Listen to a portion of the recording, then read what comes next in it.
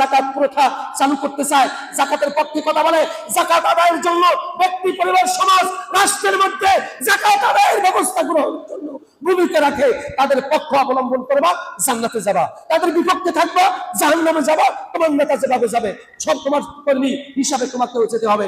ঠিক না ঠিক? ঠিক। মুসলমান, রমজান মাস এসেছে, কি করবো কি করবে না সিদ্ধান্ত তোমাকে নিতে হবে। যাকাত ভিত্তিক সমাজ ব্যবস্থা চালু হোক, এইটা কি চাও? না যাকাত বিহীন সমাজ ব্যবস্থা থাকুক, এইটা চাও? সিদ্ধান্ত তোমার। যেহেতু এটা আল্লাহ পাকের হুকুম, ফরজের হুকুম। নামাজ যেমন আদায় করা ফরজ, যাকাত তেমনি ফরজ। ঠিক না বেটি? সুতরাং যাকাত ভিত্তিক সমাজ ব্যবস্থা, রাষ্ট্র ব্যবস্থা পরিচালিত হোক। আমরা কি চাই কি চাই না? চাইতে চাই না। সেই দলগুলি, সেই মতগুলি, সেই দলের মুক্ত মানুষগুলি, সেই নেতাগুলি যাকাত প্রথা চালু করতে চায়, সমর্থন তাদেরই করবো ইনশাআল্লাহ। রাজি আছি তো? যাকাত যারা চায় না, যাকাত ব্যবস্থা যারা চায় না, যাকাত প্রথা যারা চায় না, তাদেরকে সমর্থন করা যাবে? যাবে। নামাজ কায়েম করতে চায় না, তাদের সমর্থন করা যাবে? আকিমুস সালাহ, নামাজ পড়লে হবে না, নামাজ প্রতিষ্ঠিত করতে হবে, কায়েম করতে হবে। হুকুমটা কার? ব্যক্তি, পরিবার, সমাজ, রাষ্ট্র, সব ক্ষেত্রে আপনাকে নামাজ প্রতিষ্ঠিত করার জন্য আপনি যেখানে নেতৃত্ব দিবেন, ওইখানে নেতা হিসাবে আপনাকে আপনার নেতৃত্ব স্থানীয় সমস্ত মানুষগুলিকে নামাজ পড়ানোর জন্য দায়িত্ব আপনার কাঁধে রয়েছে। বলে দিয়েছেন কে?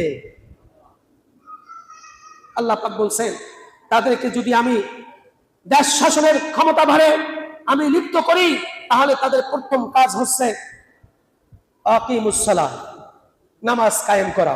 দ্বিতীয় কাজ হচ্ছে আতুজ যাকাত, যাকাত প্রদান করা, যাকাত আদায় করা। আমরু বিল মারুফ, তৃতীয় কাজ হচ্ছে সৎ কাজের তারা আদেশ করা।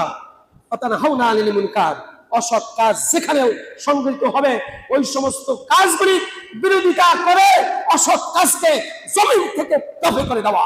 ঠিক না ঠিক? হুকুমটা কার?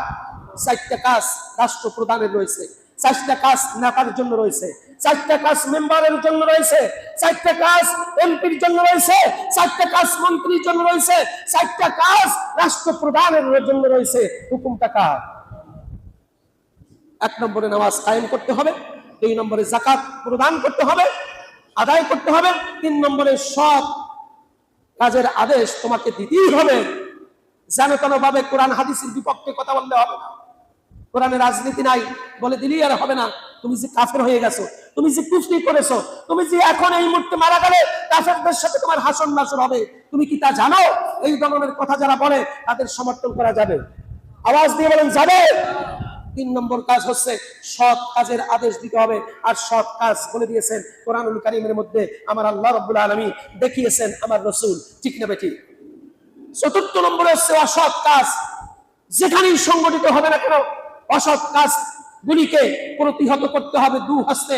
ফাররা মিনকুম মুনকারান ফালিয়ুগাইয়িরু বিয়াদিহি ফাইল্লাম ইসতাতি ফালিলিসানি ওয়াইল্লাম ইসতাতি ফাবিকলবিহি ওয়াদালিকা যাফুল ঈমান আও ক্বালা রাসূলুল্লাহ সাল্লাল্লাহু আলাইহি ওয়াসাল্লাম। আমার রাসূল সাল্লাল্লাহু আলাইহি ওয়াসাল্লাম বলেছেন যে সর্বপ্রথম তোমরা যদি দেখো কোনো অপরাধ সংগঠিত হয়, তাহলে তোমার শক্তি যদি থাকে 2 হাতে অপরাধকে দমন করে দাও। বলে দিয়েছেন আমার রাসূল। ঠিক কিনা?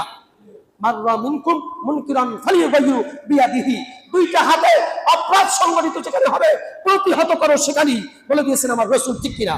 রাসূলকে যদি ভালোবাসো, অপরাধ সংগঠিত হবে সেখানে দমন করতে হবে। এটা হুকুমটা আমার আল্লাহর পক্ষ থেকে আমার রাসূল করে দিয়েছেন। ঠিক কিনা ভাই?